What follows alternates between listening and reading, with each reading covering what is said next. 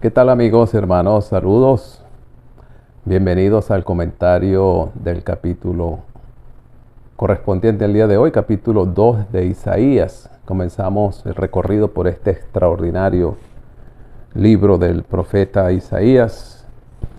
Y como decíamos, este material, este contenido del libro de Isaías pertenece a la profecía escrita al siglo de oro de la profecía, mediados del siglo VIII antes de Cristo, y además también pertenece a la categoría de profecía que llamamos profecía condicional o histórica. Son mensajes enviados para un pueblo específico, el pueblo de Israel, el pueblo de Dios, concretamente en el libro de Isaías para el pueblo de Judá, es decir, del reino del sur. Y se llama condicional porque esas profecías estaban destinadas a cumplirse en los tiempos en que el profeta vivió o en los tiempos cercanos.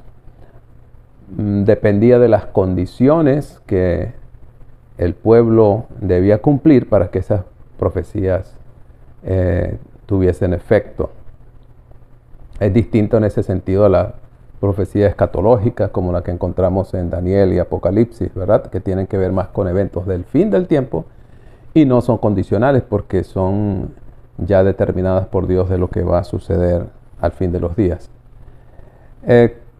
Con eso en mente vamos a examinar estos versículos del capítulo 2 de Isaías, especialmente los primeros 4, que dice: lo que vio Isaías, hijo de Amós, acerca de Judá y de Jerusalén, acontecerá en lo postrero de los tiempos que será confirmado el monte de la casa de Jehová como cabeza de los montes, y será exaltado sobre los collados y correrán a él todas las naciones. Y vendrán muchos pueblos y dirán: vengan, subamos al monte de Jehová, a la casa del Dios de Jacob, y nos enseñará sus caminos, y caminaremos por sus sendas. Porque de Sión saldrá la ley o la enseñanza, y de Jerusalén la palabra de Jehová. Y juzgará entre las naciones y reprenderá a muchos pueblos. Volverán sus espadas en rejas de arado, sus lanzas en hoces. No alzará espada nación contra nación, ni se adiestrarán más para la guerra. Esta porción de la profecía de Isaías es una profecía condicional, obviamente, y apuntaba a lo que podría haber llegado a ser Jerusalén como capital del reino. Podría haber llegado a ser la capital, digamos, espiritual del mundo. Se convertiría en el centro de atención de todo el planeta Tierra, y allí acudirían pues todas las naciones del mundo para tener el conocimiento del verdadero Dios. Por eso dice de Sión o de Jerusalén, del monte de Jerusalén, iba a salir la ley o la enseñanza. Recordemos que la palabra ley, que se traduce acá, viene del hebreo Torah, que significa enseñanza en general. No es solamente los 10 mandamientos, es todo lo que enseña o le ha enseñado Dios al pueblo de Israel. Así que esa se convertiría Jerusalén como en la gran capital religiosa del mundo. Sería la gran escuela universal para todas las naciones, donde allí aprenderían el conocimiento del Dios verdadero.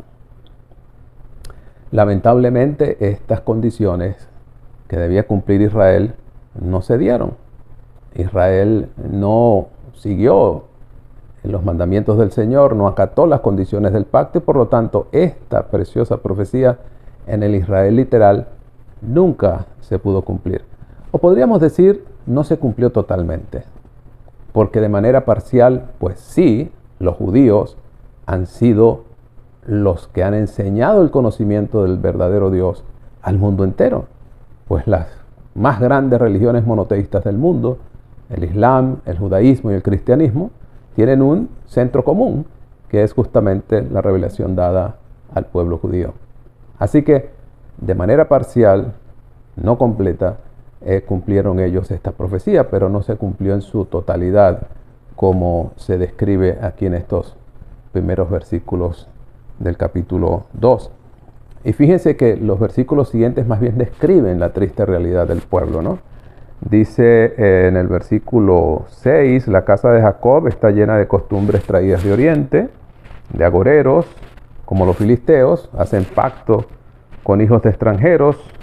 Quiere decir que habían desarrollado una mezcla, ¿no?, de la religión pura, la habían mezclado con costumbres, con tradiciones y creencias extranjeras, de origen pagano obviamente, y habían hecho una mixtura, habían mezclado todo aquello y habían corrompido la enseñanza verdadera. Esto es parte de lo que describe la condición del pueblo de Dios en aquel siglo VIII en que Isaías hizo su ministerio.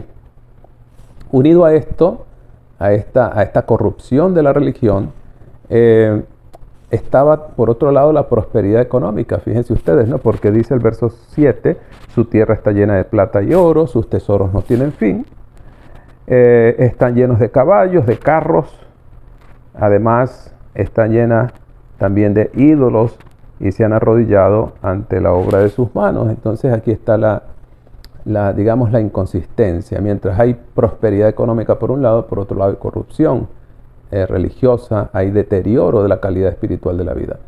Y esto ha sido una constante a través de la historia. La prosperidad no ha sido el mejor ambiente para el crecimiento espiritual, todo lo contrario.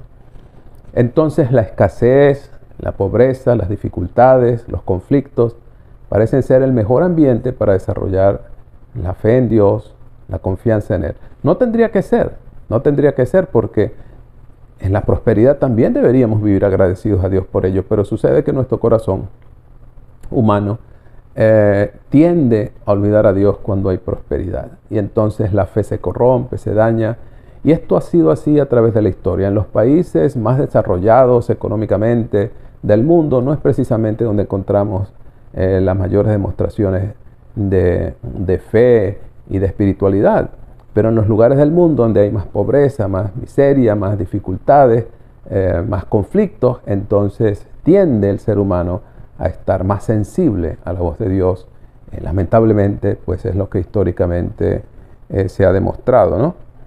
Entonces, luego, hacia el final del capítulo, Dios revela a través de su profeta, bueno, que esto en algún momento va a llegar a su fin, porque Dios va a castigar la soberbia del hombre. Porque eso es lo que pasa. Cuando tenemos prosperidad económica, cuando creemos que tenemos todos nuestros problemas resueltos, desarrollamos justamente un sentido de prepotencia, de confianza propia, de soberbia, y pensamos que no necesitamos más a Dios. Entonces, Dios necesita humillar al hombre en esta condición para poder llegar a Él, ¿no? Entonces le dice, Dios vendrá sobre todo soberbio, sobre todo altivo, sobre todo enaltecido para abatirlo, sobre todos los cedros del Líbano, altos, erguidos, sobre todas las encinas de Basán. Estas son figuras, ¿verdad?, del lenguaje para ilustrar la soberbia del hombre. Estos cedros altísimos y erguidos son un símbolo del orgullo humano. Pues Dios va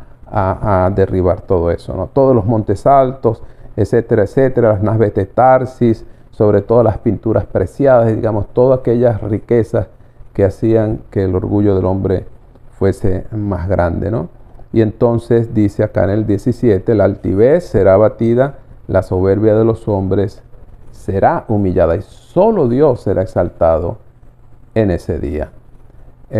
Hay esa expresión, el día de Jehová, es muy repetida en los textos proféticos y tiene que ver con la intervención de Dios en cualquier momento. No tiene que ser el día final, pero en cualquier momento que Dios interviene, pues ese es el día de Jehová, cuando Dios hace manifestar su poder y entonces castiga la soberbia del hombre. Ese es el día de Jehová. Hubo muchos días como esos en el pasado, ¿no? Días en que Dios intervino, Dios castigó al pueblo para darles una lección. Ese fue el día de Jehová. Ahora nosotros esperamos el día de Jehová, el último, el final, cuando Dios va a intervenir también para someter y humillar a la soberbia del hombre. Porque fíjese usted, si en aquel tiempo el desarrollo de los caballos, de los carros de guerra, el dominio de la caballería y tantas otras cosas les daban a ellos razones para enorgullecerse, ¿qué será ahora cuando el hombre ya no anda a caballo ni anda en esos carros antiguos, ¿no? cuando ya hoy andamos en aviones de un lugar a otro del mundo tan rápidamente, cuando tenemos naves hechas por el hombre que están a millones de kilómetros de distancia de acá, cuando tenemos tantos avances en la ingeniería genética, en la tecnología, en todas las áreas del desarrollo científico, cuando hoy el hombre hasta ha clonado seres vivos. ¿Qué podría decir Dios hoy de la humanidad, ¿no? Si el hombre se sentía prepotente y soberbio en aquel tiempo por esas, digamos, para nosotros hoy pequeños descubrimientos, imagínense hoy cómo se siente el hombre, ¿no? Cuando ha dominado tantas áreas y tiene tanto conocimiento y tanta sabiduría y domina tantas cosas. Hoy más que nunca, pues el hombre también, en algún momento Dios va a humillar esta soberbia humana y solamente Dios será exaltado. Bueno, este es un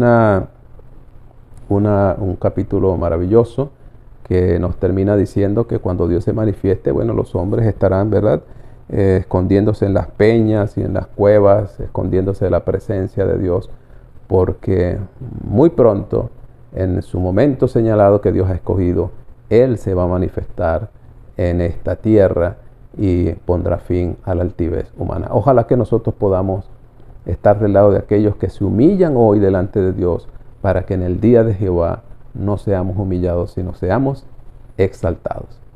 Dios te bendiga, mi querido hermano, y nos vemos en el próximo capítulo.